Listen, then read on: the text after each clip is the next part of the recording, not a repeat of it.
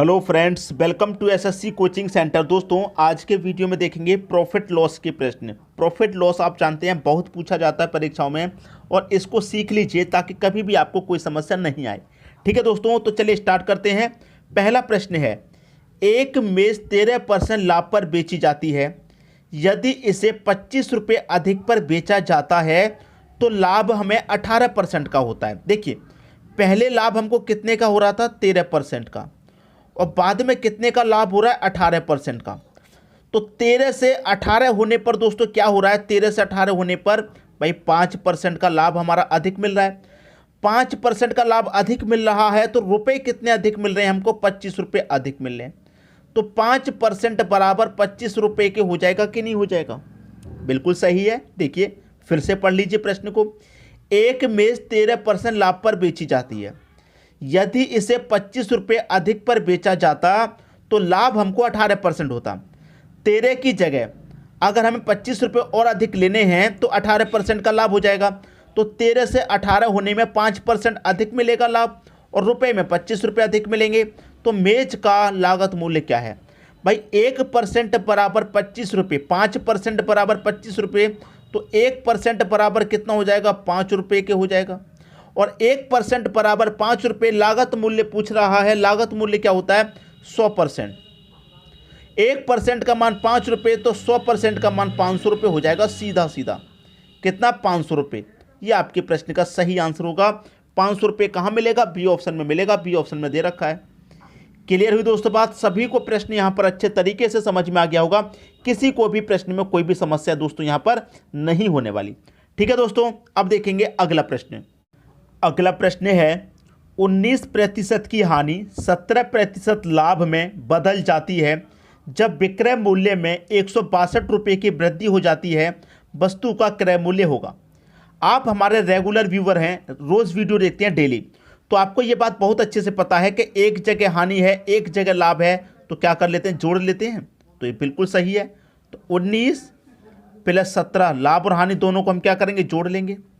ठीक है, क्या पूछ रहा है? हमारा क्रय मूल्य पूछ रहा है। क्या होगा? क्रय मूल्य नहीं पता, कॉस्ट प्राइस, और हमें सेलिंग प्राइस कितना दे रखा है? 162 की वृद्धि।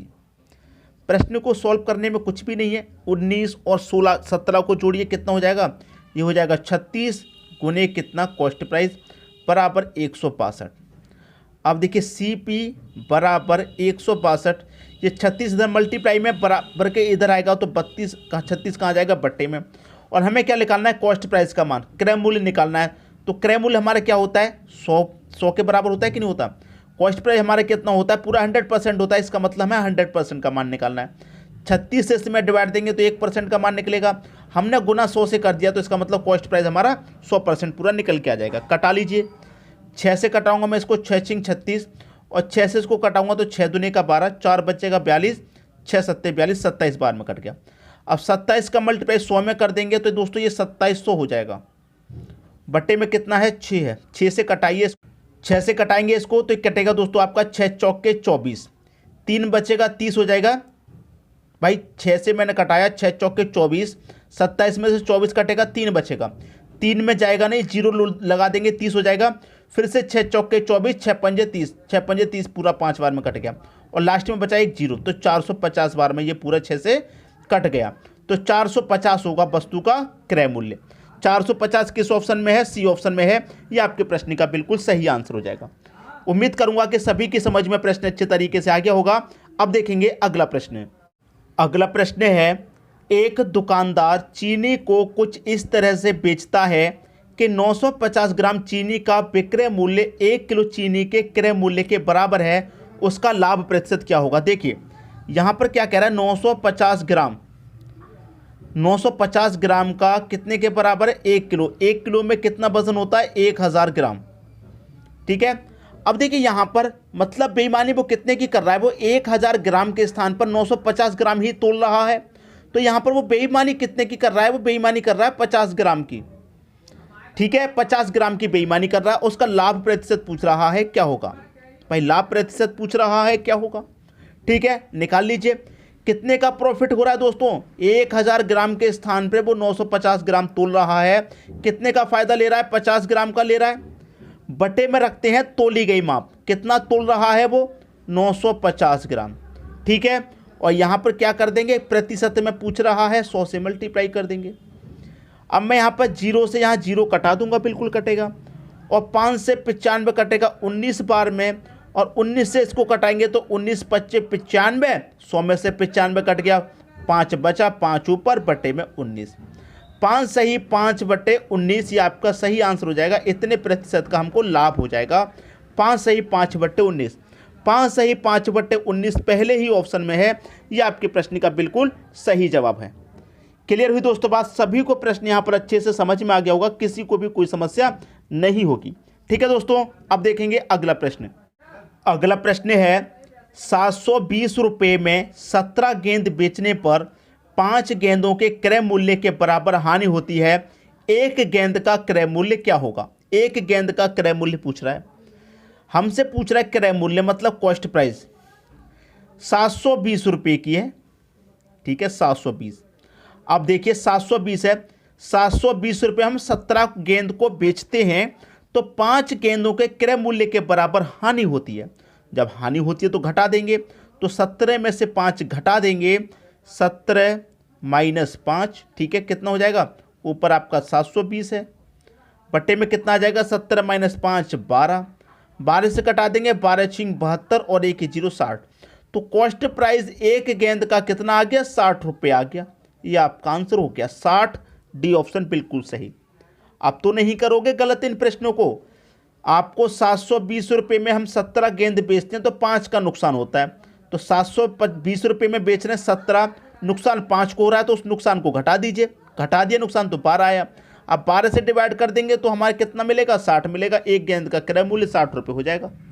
ठीक है दोस्तों, प्रश्न सभी की समझ में आ गया। अब देखेंगे अगला प्रश्न।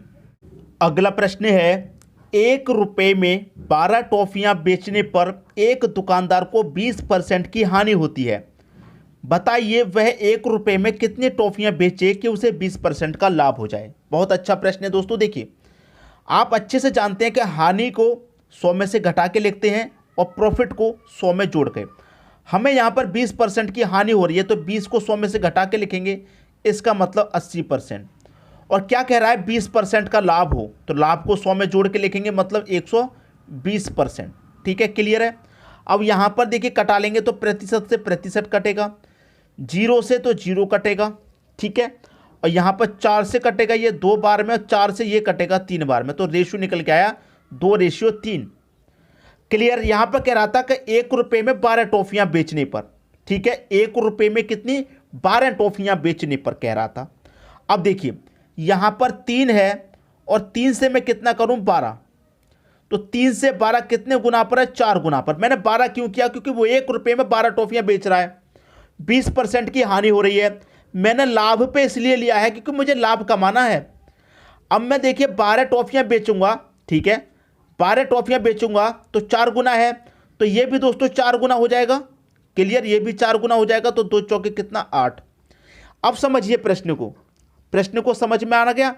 यहां पर हमसे क्या कह रहा था कि 1 रुपये में जब हम 12 टॉफियां बेच रहे थे तो हमें 20% की हानि हो रही थी, तो हमें 20% का लाभ कमाने के लिए 1 रुपये में कितनी टॉफी बेचनी है, 1 रुपये में हमको 8 टॉफी बेचनी है।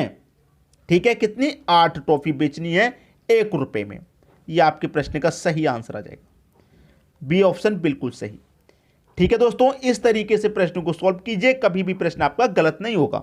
अब देखेंगे अगला प्रश्न। अगला प्रश्न है आपका, एक दुकानदार कुछ संतरे 5 रुपये में 4 की दर से खरीदता है और 4 रुपये में 5 की दर से बेच देता है, पूरे व्यवसाय में प्राप्त लाभ अथवा हानि प्रतिशत ज्ञात करें। देखिए, मैंने बहुत बार इन प्रश्नों को कराया है और इतने इंपॉर्टेंट हैं ये प्रश्न, आप खुद जानते हैं, ठीक है, बहुत इंपॉर्टेंट। तो इन प्रश्नों को करने का तरीका क्या है, देखिए, रुपए के नीचे रुपए लिखेंगे, वस्तु के नीचे वस्तु, रुपए के नीचे रुपए और वस्तु के नीचे वस्तु। रुपए कितने, सबसे पहले 5, तो 5 लिख लिया। 5 रुपये में कितनी वस्तु है, 4। फिर कितने रुपए हैं, 4, और वस्तु कितनी है, 4 रुपये में 5। तरीका आप जानते हैं, अंदर अंदर वाली संख्याओं का मल्टीप्लाई और बाहर वाली संख्याओं का मल्टीप्लाई। तो अंदर वाली संख्याओं का मल्टीप्लाई करेंगे, कितना होगा, 4 चौके 16, और बाहर वाली संख्या को मल्टीप्लाई 5 पच्चे 25 माइनस कर देते हैं, आप जानते हैं। और बटे में क्या आता है, बाहर वाली संख्याओं का मल्टीप्लाई, तो बटे में 25 आएगा और गुने कितना 100। अब देखिए 16 में से 25 घटाएंगे तो घटेगा क्या, नहीं घटेगा क्योंकि माइनस का 25 ज़्यादा है। तो 16 में से 25 घटाएंगे तो क्या आएगा, माइनस का 9। माइनस आने का मतलब है कि इस प्रश्न में क्या होगा, हानि होगी। अगर माइनस की जगह प्लस में आंसर होता तो लाभ आना है, और माइनस आएगी तो हानि होगी। ठीक है, 16-25 का अंतर 9 आया।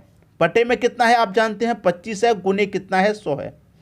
25 से 100 घटाएंगे 4 बार में, 9 चौके कितना हो जाएगा 36। 36% किसका निकल गया, माइनस का, और माइनस का मतलब आप जानते हैं क्या होगा, हानि। 36% की हानि होगी, 36% की हानि। डी ऑप्शन क्या होगा आपके प्रश्न का सही आंसर। यह प्रश्न मैंने पहले आपको बहुत बार कराए हैं, तो समझने में आपको कोई समस्या यहां पर नहीं होनी चाहिए। ठीक है दोस्तों, वीडियो पसंद आया लाइक करें, दोस्तों में शेयर करें, चैनल को सब्सक्राइब नहीं किया सब्सक्राइब करके बेल आइकन का बटन दबाएं ताकि सभी वीडियो का नोटिफिकेशन आप तक पहुंचे और आपके एग्जाम की तैयारी अच्छे से हो पाए। ठीक है दोस्तों, वीडियो देखने के लिए आपका बहुत बहुत धन्यवाद।